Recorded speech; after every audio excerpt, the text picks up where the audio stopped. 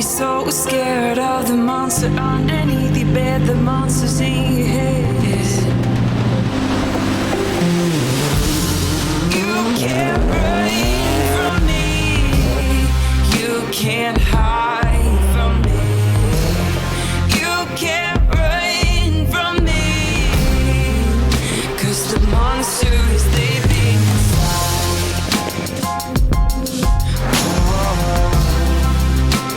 The monster is living inside.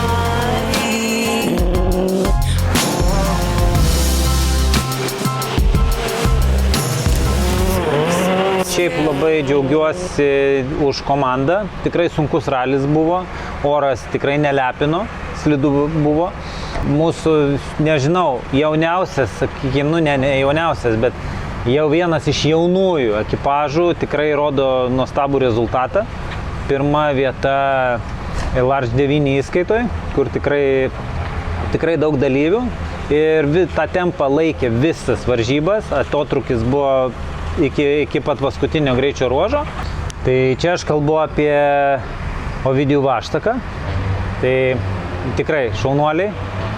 Paulius irgi visas varžybas laikė tempą, nors ir vienam greičio ruože kliudė akmenį, prakirto variklio karterį, atvažiavo į serviso zoną bėgančiais tepalais, bet visą laimę variklis sveikas liko.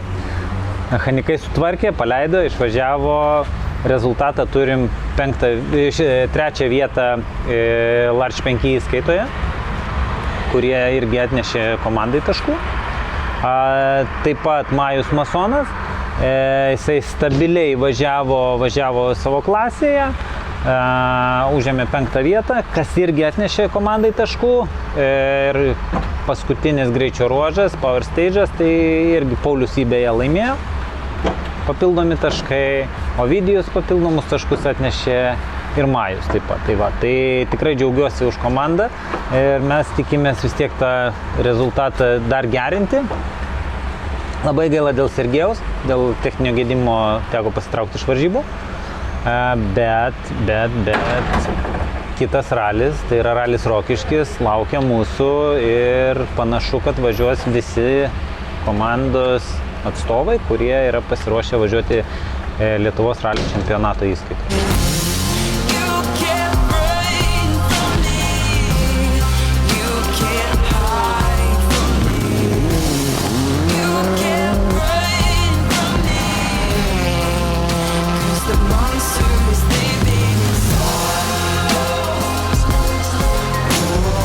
Turbūt vienas sunkesnių ralių, kurį teko turbūt važiuoti šiemet. Oro sąlygos tai tikrai lepino iš kitos pusės, bet buvo labai smagus, šiaip kovą turėjom įdomią, tai iki pat Power Stage'o turėjom tokią atkaklę kovą, tai visai buvo smagi diena.